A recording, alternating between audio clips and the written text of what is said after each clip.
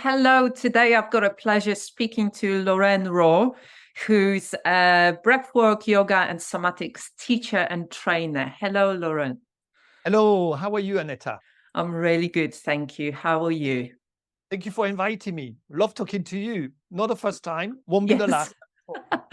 Yes, thank you so much for taking this time for our conversation today. It's so lovely to connect with you again and checking in how you're doing, how is your work going? And yeah, I'm looking forward to hearing more today.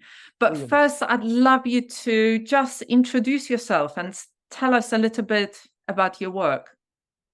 In 2008, during the recession, I lost all my business. I was in fashion at the time.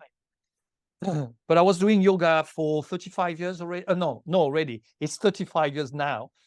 I was doing a lot of yoga at the time, and it felt like it was the right things to do to start training. So 13, 14 years ago, I trained, and I've done a very short course in London, and I started exploring because I fell in love with that practice, the yoga practice. And I started exploring different people, techniques, work. I stayed in the UK. I'm very London, UK teacher based, and most of my teachers are also based in the UK. I quickly moved from the more dynamic part, which I was trained at the time in vinyasa kind of work.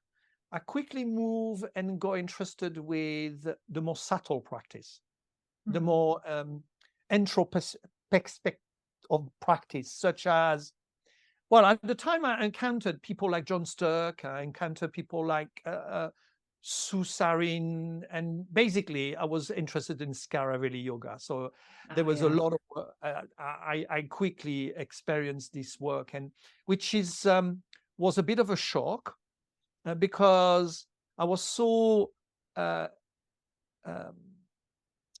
to say that, I was so in the way we have to do one posture in a certain way and a certain alignment. Suddenly this Scaraveli inspired yoga practice asked me to trim all that away and to start again and to look at it with a different eye. And what it taught me, beside that, it taught me to be more in tune with the subtle things that make a human being. And one of them is breath. And another thing is our senses, and another thing it was the mind and the meditation. And I quickly understood how posture was not that important, really. Which actually I'm changing my mind now again. But at the time, I started working with breathwork. And I wanted to do breathwork on a very classic way. So I worked with Philip Xeri in a Gitananda tradition. And I fell in love with the fun play Gitananda style with different technique. And one thing I really loved about that practice, the Gitananda, was about the number of technique which helps us to connect with the breath, which now I'm using even more when I'm started working with people with trauma or with mental health conditions. The Gitananda practice has a very hands-on kind of technique. And then, of course, I'm still developing my work. And for the last few years, I've been working with somatics. I don't know, somatics is a very trendy word. It's also a very big umbrella. Let's say that I've been working with Mikhail Afkin, which used to be a student of Moshe Feldenkrais. I'm not calling myself a Moshe Feldenkrais teacher, but my work is very influenced by it. And also, I adapt it to the Scaraveli work, I adapt it to my breath work, and I also adapt it to my hatha work as well. So this is a little bit the umbrella. So a lot of things. It's a big soup of different technique, really. Yeah, I love that. I love that. And it's so amazing living in London. I've lived in London before, for almost 20 years before I moved down to Kent, you've got access to so many different teachers. It's kind of like a center, and yoga, is flourishing in London. So the access to different teachers, different approaches.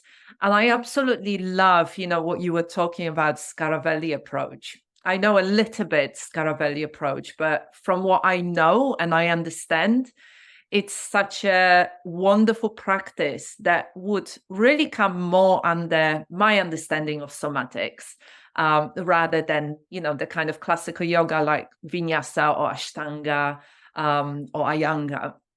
And I love what you just said, somatics. It's very interesting. Yesterday, I saw a post by somebody who is a somatic movement practitioner and trains other people in somatic movement. And, her question was, since when somatics equals nervous system regulation? And I could hear the frustration in that teacher's voice, and I can relate to it. When I see people who try to train other people about trauma but don't have much experience beyond the kind of mind understanding of the theories, don't have hands-on experience of really doing this kind of work. So yes, somatics is everywhere, and it is such a big umbrella, and it's not just somatic movement. It's not just somatic or embodied meditation. There are practices that are amazing for nervous system regulation, but not necessarily all of them are actually good for that. That's true. And also, can we already consider, every time I do something based on somatic, and then I watch yoga and I say, well, yoga is a somatic practice too. If we follow what Krishnamacharya used to ask people to Exactly. do and to feel, but then, you're looking at all the other kind of technique that you see in Asia, for example, and you got techniques such as Chaitsu or, touching technique. And, I think we categorize somatic. This industry love trendy things. And at the moment, somatic is very trendy. Yes. It's a word which is thrown around, and people want to use it and try. But, whatever we do in terms of moving the body, feeling it, understanding it, accepting what we're finding in terms of resistance or obstacles, this is already somatic. Yes. Now, how do we use it as a tool for trauma and what you call it, over mental health condition? That depends on how you've been trained. Personally, I'm not considering myself as a yoga therapist with somatic. I'd rather open up the doors to a group, and if I explained, for example, breathwork and somatic for stress and anxiety, you could be sure that I'm going to have a group of different people with different level of mental health issues. And I am not here to treat them or heal or help them to heal, but they know they're going to receive these incredible offerings, creation of sequence, which is going to help them, and they're going to go out with a smile on their face. So to me, this is how we're supposed to see all these moving practices. We must be very careful. Okay, I'm going to rant now.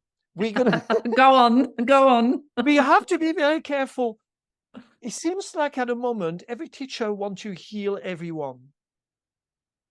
And in the breathwork industry, it's exact, because now we could call it breathwork industry. Now it's exactly the same. It seems like we always we want to find a solution for every single illness and condition on this planet, instead of opening the doors for people to help themselves and support themselves. With the breathwork industry, it's the same. If you look at the the Instagrams or the social medias, you got all this magic breathing technique, which is going to change your life and heal your most difficult respiratory or mental conditions. This is not how it works. And this is really scaring me, because someone who's throwing this technique to 1,000 people out there, few people is going to do it, and they're going to do it wrong, and it's going to be not safe. And that's Yeah. what worries me. Yeah, I So really hear that. Really hear that, because we had this conversation before, how there are, it's often, there are so many great practices out there. That includes many great breathwork practices out there. You can work with breath in so many different ways. However, the context is really important. It's like if we view things from the systems thinking perspective, it's not that this practice is good or that practice is bad. It's that, is this practice the right practice for the person that I'm working with? And can I do it in a safe way? Does it feel safe for my student or for my clients to do that? And I know from my own personal experience of breath, and somebody who's been living with anxiety and, who's got tendency to hold my breath really tight, breath can be extremely triggering. And, I've been practicing for 30 years. I'm used to breath. And yet, if I'm stressed or if I'm anxious or if I haven't been sleeping properly or I'm worried about something, it's the first thing that goes.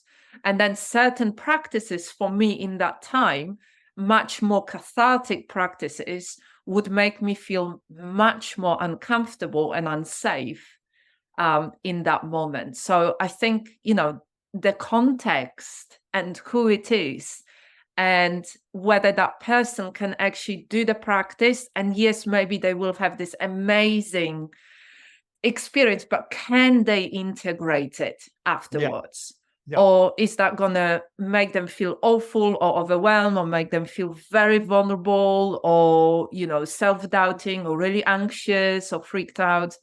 All of those questions are so important. When we speak this way, it always remind me that little thing what happened to me during the pandemic. And this is a typical example. There was a young Indian young man who contacted me, and he said to me, "Laurent, can you help me on finding my breath again?" So I said, "Yes, I could help you if I can." And I said, "What's happened?" And he said, "Well, since I'm 15 years old," and the young man was 20 years old, "I had a guru in India, told me that I should be doing Kapalabhati and the skull shining breath every day for 30 minutes. Wow. And he was doing it religiously because someone told him to do it religiously. Mm. That young man created hyperventilation and created some problem with his heart, created a sympathetic tone in his nervous system constantly. So that young man was high stress and hyperactive, and he wanted to find his normal breath again. So that's a typical thing. Someone throw at you some techniques which are perhaps not good for you, and it's got to be. So what we are trying to say together, Anita, I think it's the work we need to do in terms of teachers or therapists, yoga therapists or health, supporting people in a holistic way. And my trainings change a lot, because before it was just breath. Now it's not just breath anymore. It's body and breath. Yes. The body has to be there first.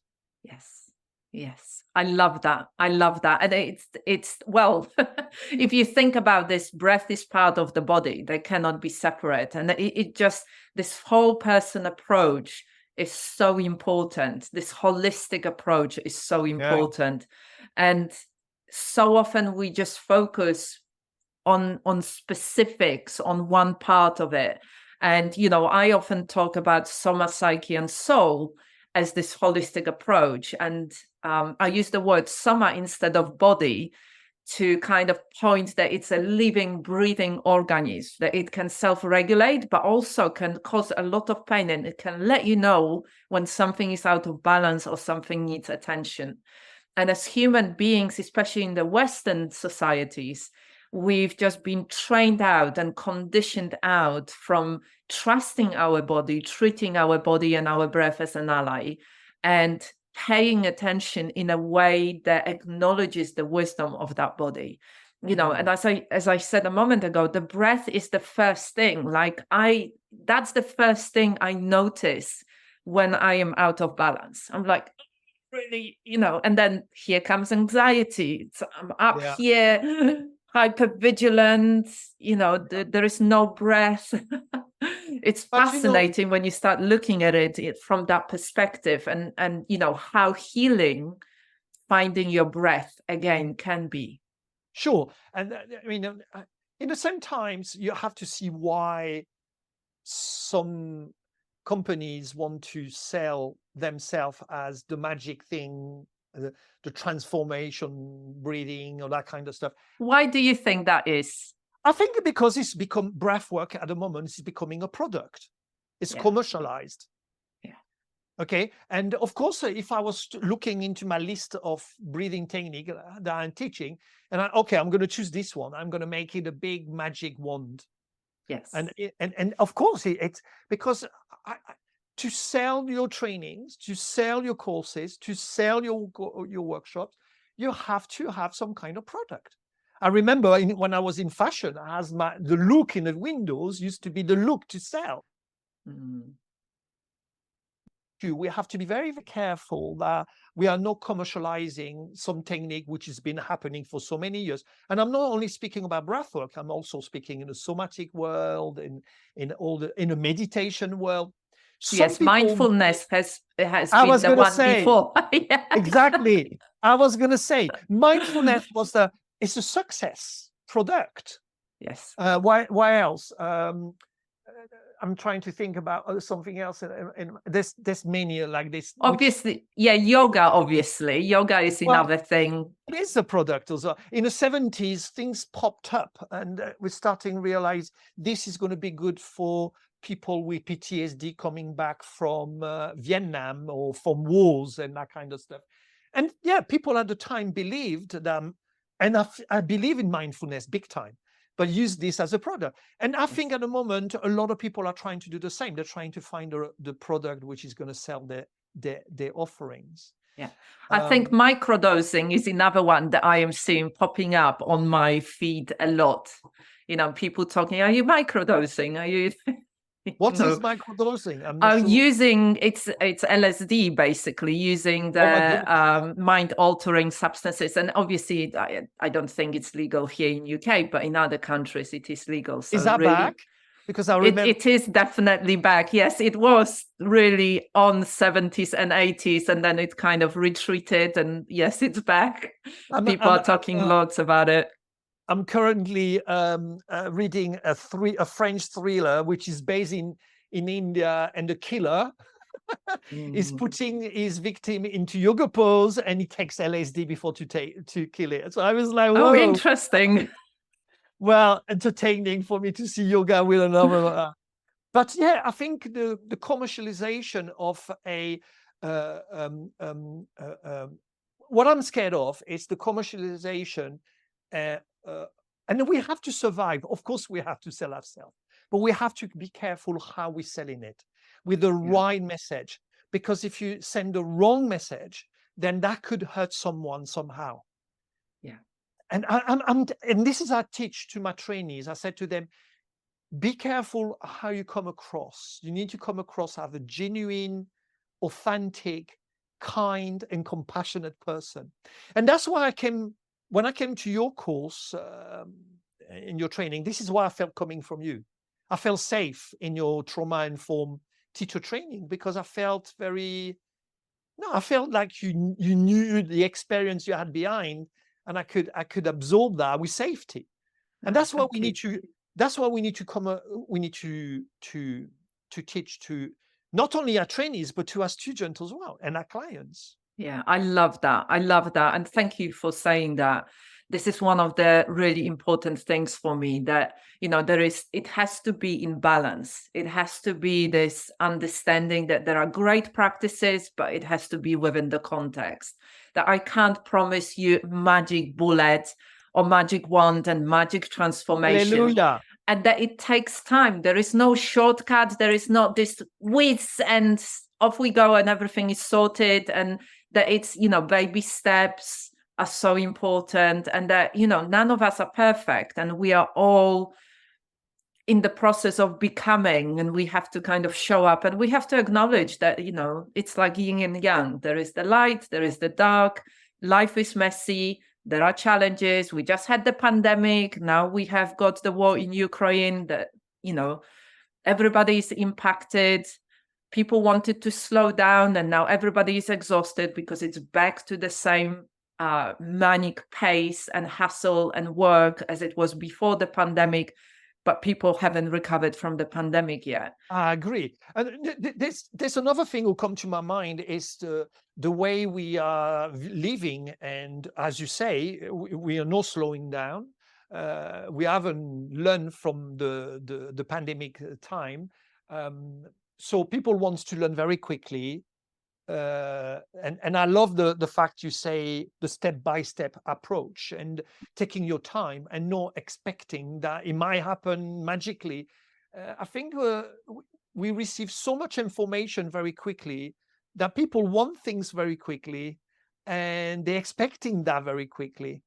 Yeah. And oh, your course it's 4 weekends. That's a little bit long. I said, no, that's not actually.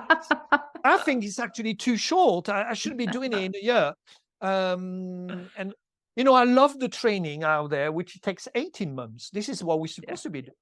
Yeah. Or 2 years. Yeah. But I mean, that's are exactly what I've done. The training that you attended, the trauma-informed yoga, which is open to male and female practitioners. It was originally 50 hours, so it was 9 sessions. Then it was 12 sessions, and then I thought I can't increase it more, and so I created another training that is 10 months, that is much longer, and that we go deeper into the work, trauma-informed work and somatics and nervous system regulation and working around women and physiology. And because majority of my clients are female and I'm a woman, and as a female practitioner, I want to learn how to support myself well so I can support others in the same way. So it's very important for me on that level. Absolutely. But the practices, trauma-informed practices can be used with men, can be used with women, can be adapted and used with children. I think they are really amazing practices as long as they, really your training was a really good platform for me. I didn't want to become a specialized in this because I think we don't want also put on a pedestal trauma and PTSD, which is another very trendy word at the moment, but it's out there. We see it. Made me think about the breath and how I can adapt it to this. And this is how I realized that the breath need to be included with the movement in the body and in the somatic practice. Yeah. And funny enough, for the summit coming next February, next year, February.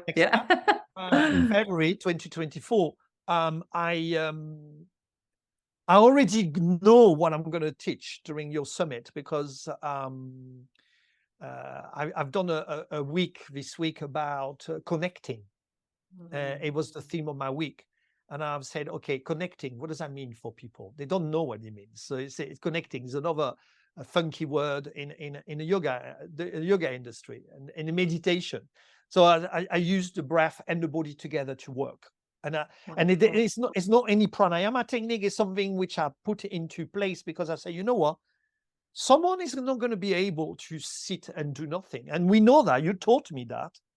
And I said, but the breath is important as well. It's that connection. And also I had to think about breathwork in a trauma-informed way as well. And that was a really good experience because I had to watch all the different techniques, not adapting them, but offering them with different words. Yeah, I love that. Yeah. So tell us more about this. Well, there are some which are absolutely not.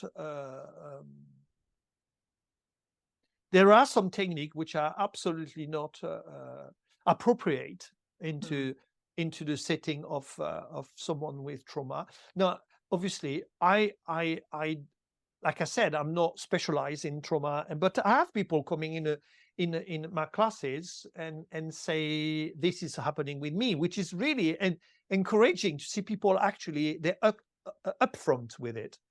So suddenly this is make me think. I said, okay, this technique, I'm not going to offer that today. And it's usually things like retention, for example, or place or breathing, which has any connotation with holding the breath or forcing the breath, which has a feeling of suffocation kind of thing. However, I spoke with a psychotherapist, actually. I worked closely with somebody else because I wanted to know if I was on the right path or not.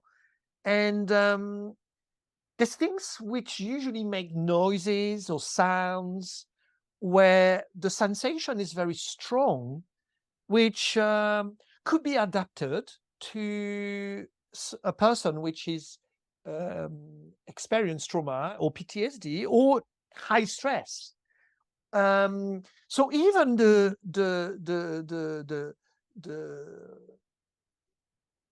Ujjayi breath, for example, which could have been something maybe intrusive, depending how we offering it and we explaining it, could be adapted to a trauma-informed setting.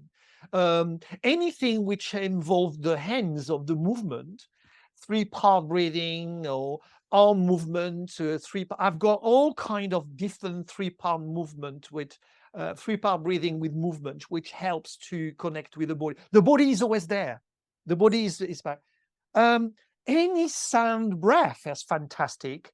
Even Kapalabhati, which seems quite a bit of a strong breathing, depending how you teach it, could be also adapted to this because it has a very sensorial connection with the body as well. So there's not many things you can't do, but there's many things that you can change. That's the thing. Yes, I love that. I love that. And it is, yeah, I completely agree with that. It's my experience also that it's not that the practice is, not suitable. It's that we have to introduce it in a certain kind of way. And if we approach it with, and we give people instructions in a certain kind of way, we use certain kind of language, we give them permission to stop if it's becoming overwhelming, we do it at the right pace and the rhythm that is right for them. It's coming back to window of tolerance, and people can expand that because we all can heal and grow and learn. And that's what practice is all about ultimately, isn't it? It's like you do it first day and you work on it. You keep showing up, you keep practicing, you keep growing, you keep changing. And that's particularly true with breath. There is one other thing that is very true with breath. When I think about the breath, that it's because it reflects your state. It can also, it shows up really quickly because we are always breathing, but we can also, through doing those practices on a regular basis, we can then impact how we respond to stress and how we deal with unpredictable stuff. And, when something comes up that we didn't know was going to come up, we have got that resource that we can really easily access. It's not like you have to have some kind of weights or even a mat or anything. You've got your breath anywhere you go. And it's, it makes me laugh that I remember this practitioner talking about pregnant women and, services offered to pregnant women. It's like we were laughing that usually it's only pregnant women that are taught how to breathe. Yes. Because during the labor, it might Yes. be useful, and then everybody else is just like completely ignored. And Tell me about it. In my last training in London, I had a lady which was starting of a contraction during my training. oh gosh. And we were learning breathing technique, and I could see things was a little bit sort of unsettled with her, but she didn't want to go yet. She was starting having a contraction. And she said to me, Laurent, my God, I used the breathing that we learned during the training, and I put it in places there, and it really helped me. Right. So she's a bit of a mascot. But yeah, you're right. With the breathing has to, but in the same time, I don't want to glorify the breath work, although I am, I should be glorifying it to sell my trainings, my courses, and my classes. But again, this is why I now putting a massive part. I would say if I'm thinking in terms of quarters, a quarter of the practice is based on the body, with the breathing as well and the movement. We have to Brilliant. to keep safe those people who needs to be feeling safe during our classes and at our courses and etc. Yeah. It's important. This is the thing. Sometimes I see things online and I'm horrified, and it always remind me that young Indian man which has to recover from a breathing technique itself. We had to go back to the body first to do this. That was the recovery system. Then he came back to his normal breath. Yeah. I think this is, it's so much, it just makes me think of what we were just saying, it's so important for us as trainers, as practitioners who teach others or mentor others or support others in their work, to actually be very mindful about how we do that. It reminds me of when I still had my yoga and wellness studio in my town, and I had to go away, and I asked somebody to cover for me. And it was a male practitioner who trained in his 50s in India. And his training was very different than mine. His approach was very different than mine. My students were really used to the way that I was teaching, with giving a lot of permission and guiding them, giving them options, and with a lot of mindfulness and loving kindness. And whereas his teaching was very strict, and I was away for one weekend and I had 4 emails from my students saying, I almost walked out. He was telling us, no, you're breathing wrong. This is not it. He stopped the class, got somebody to do sun salutation on their own where everybody else watched. And I think it's this kind of understanding that within the context, that actually, the way that you are trained, that's how you will teach. And this is why, for me, it's so important that, all practitioners understand about stress, about trauma, about mental health, about the importance of collaborating and giving people choice. And because you mentioned PTSD, when you think about PTSD, that's a small percentage of our society. It's like 2.5 to 3.5%. But that's what we think when we think about trauma. But actually 90 to 95% is the percentage of population that experienced traumatic events that still might be showing up in their physiology, in their identity, in the choices that they make, in their relationships. So it's not like people arrive and they leave their baggage. They take the rucksack, leave it at the door, come in, and they engage with you. They bring the fullness of them with you. And, you don't have to be a specialist in trauma, but you need to be trauma aware. And, absolutely. Yeah. Whether it's breath or it's movement or it's meditation or, because all of those practices might be challenging for different people. I sensitize people during the training. Every time it comes, obviously, with a contraindication during each technique they learn, each breath has contraindications, and obviously we explain the science behind it. Not every technique has a science behind, but started implementing a little bit the idea of the breath, the trauma-informed breath into each technique. And I said, this could be good for that. Although I'm always thinking I haven't offered that yet, but I think there's a 2 or 3 hours workshop just on that. And I might do that in the future, very soon, actually. It's in plan, but I haven't finished this.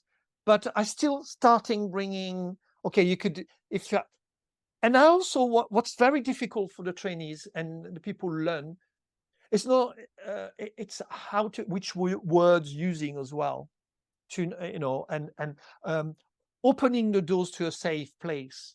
So, if it's not good for you, please do this, or using the right verb or the right word, which is not going to trigger anything, or if you all that. To be honest with you, I do exactly the same thing when I train people in a Nidra teacher training, because again, we have people here we are coming, and we have to make sure they are safe on there. It's about safety. This is where it becomes very difficult to teach. This is, you have to have multiple mind. You have to give multiple cues into a big group. You want to cover your safety net above everyone by using different way to speak to different kind of people in a room. That's why it's important to teach people during a training. Doesn't matter whether training is physical, breathing, or meditation, because meditation as well could be a bit of a triggery thing as well. Completely. Yeah, I love that. And I guess there is, that's following from what you just said, it's also difficult to teach, because there is a fine balance, isn't it? If I think about this, it's like, yes, you have to provide the safe container, and yes, you have to use certain kind of language and follow certain principles like collaboration and choice and, trust and safety. But at the same time, you have to find that balance with giving permission to your students and your clients to take personal responsibility, because you are not a therapist. And so it's this fine balance of how do we do that? But there's an element of also building a space for them to create more resilience as well. Yeah, completely. And experiment. Exactly. Sometimes, this is my issue with this. We tend to cocoon too much as students. And, great. My eyes are on you. I'm here, you're in a safe place, but you could experience. Please do try to go into one foot and maybe fall over. It doesn't matter. This is going to build your nervous system and your vestibular system, etc., etc. But I think sometimes we have to be careful to over cocoon. Again, I remember. I agree. I have that in my mind. Actually, she was not. She was she was middle aged, and she came to me and she said, this is happening with me. I'm experiencing trauma, and I'm working with someone, and da da da da. And I remember it was one of the first time that I was faced with this, and I remember being overprotective, and I was like, Nana. And she kind of made me understood, get out, let me do my thing. And, obviously no touching, no all that kind of stuff. And this has taught me a lot. It taught me the fact that they're adults as well. They're experiencing emotions and difficult time moments, thoughts. And this is something what happened to me on Yoga Nidra session as well. When I always say to people, if something happened on the floor, open your eyes. You're free to move. Obviously, don't disturb the person next to you, but you're free to do whatever you. I think we overprotect sometimes, and we must be careful of not doing that. We're keeping an eye on them. We keep eye on our student, but we want to let them experience getting their own experience. That's how they're going to grow in a safe environment. Yes, I so agree with you. It's like we provide that safe space. And this is why, finding, for me, continuously saying to people, it's like, be curious. It's that Yeah. curiosity to the present moment. What's possible? Well, let's just try it. Don't say I can't do it. Let's just try it. What's the version that you can try? How Mm. can you engage with it yourself? It's like, because very rarely people will say, no, there is no way I'm going to do that. They will normally try a little bit and practice, and that reminder, if something is new to you, a practice, the breath work, the movement, the meditation, if it is new to you, of course it's going to feel unfamiliar and weird. Of course it's going to feel like, oh no, this is not for me. Can you be curious here? Can we just see what's possible? And then we experiment, it becomes more familiar, and you grow and learn from that. This is okay. So if I have to say a tip to young teachers, I possibly would say to them, don't jump into our training in a way. We want our customers. I think they need to experience them themselves as a teaching thing. They need to be aware of a bit of psychology of a yoga studio or a private class, because that is not an easy thing to do. To bring that set. There's another thing also, which I not push. That's things very harsh. But which I recommend people to do is to communicate with their students and their clients at the end of a class, or even with a private asking question. Because at the end of the day, you could learn so much from a handout, but you're going to learn much more from your student and your clients. So communication is so important. I always learn from my client. I just came back from a retreat teaching. I learned from them here. We had some conversations, and I think this is a very important thing. And where are going to be the boundaries. Where are going to be the things you need to change in the next class, and what you need to do, which is maybe a little more safe. I think this is an important thing, and this is why I learned through my life. I had a gradual, my career of teacher, I had a gradual conversation, not only with the teachers, my teachers, but especially with my students and my clients. I have a strong communication with them, and this is very important. Very, very important. I love that. And it actually comes across, from speaking with you.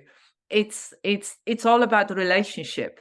And it's Yes. something that you can't learn from books, something that there is no shortcut for. You just have to show up, build those relationships. With some stuff, you will say, I'm never again going to do this. Or this is how I'm going to approach it in the future. The same with boundaries. Like, you can promise yourself that you're going to have clear boundaries. And when it comes to being in relationship with somebody, you either hold those boundaries in a flexible way, or you completely trample over them. Or sacrifice those boundaries for something else. And you can only learn in that relationship about yourself and your boundaries. Yeah, because we are not God or gurus, and of course. We could wobble a little bit. It's okay to make mistakes and learn from them, and to be humble with it. Yes.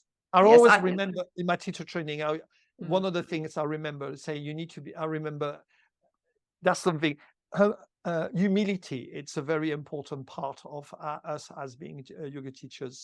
So we could absorb other learnings as well, not just the teachers, but from around us. Yeah, I agree. I see it in very similar way. And I think the moment you start thinking that you know it all, that you're really fixed, that that you have it all sorted, I think life will come and show you otherwise. So yeah. Okay. So Laurent, it's been a pleasure chatting with you. I absolutely love talking with you and exploring the subjects of breathwork and movement and what's happening within the industry and our approaches. Thank you so much for taking time to chat with me. And if people wanted to find out more about your work, where can they find it? Well, simply the website. Everything is on there, from course and workshops for the public, online or in studios. I do a bit of both because we still have the online work around at the moment, and teacher training as well, which are up and coming. There's one coming this October and November for breath, and there's one coming in Yoga Nidra for January and February next year. And I'm planning a residential one for an intensive, immersive breath work next in July. So I'm planning a few things next year, which might change a little bit the way I'm offering my training. So the website is, I think that's important, isn't it? Yes. It's yoga and Laurent in one word. So my first name, Laurent, LAURENT.com. Everything is on there. Everything is explained, and um, I do testers for the teacher training. There's a few upcoming in October, and for the breath work. If not, you could just call me as well. I like a Zoom. I like a conversation on the phone. See if you have a question. I don't. The training is not just for the teachers. It's for therapists. I've got nurses, I've got people who want to do something new, I've got health carers, massage therapists, all kind of people are coming to this. So yeah, yogalaurent.com is the best. And obviously on Instagram, Yoga Laurent. It's all Yoga Laurent, basically. Wonderful. Thank you, Lauren. And thank you again for taking time to chat And today. since you're going to be on my podcast, how can we find your trainings? Sure. So similar to you, you can find all the information on my website, which is Aneta, so my first name, i.co.uk. There are a couple of trainings that I run currently, which is trauma-informed yoga and embodied resilience teacher training, which is 80-hour training. That's for qualified yoga teachers and therapists. And then I also run a bigger training, which is 160-hour trauma-informed somatic teacher and coach for women. And that's in-depth training running over 9-10 months for female practitioners, not necessarily yoga teachers. Again, I have got psychotherapists, nurses, holistic practitioners, body workers. Yeah, so if you want to find out about the trainings that I provide, you can go to my website, and I'll be very happy to connect with you and chat further. Well, we're both going to put each other details in the text below the podcast and on our website anyway. So that's right. Yeah. I had a great time. Thank you very much for inviting Thank you, me too. And I will do it again. Maybe we could speak about a summit next time, which is coming up. And so I'm looking forward to take part of that in 2024, February 2024. Brilliant. Thank you so much, Lauren. And I look forward to connecting more. Take care.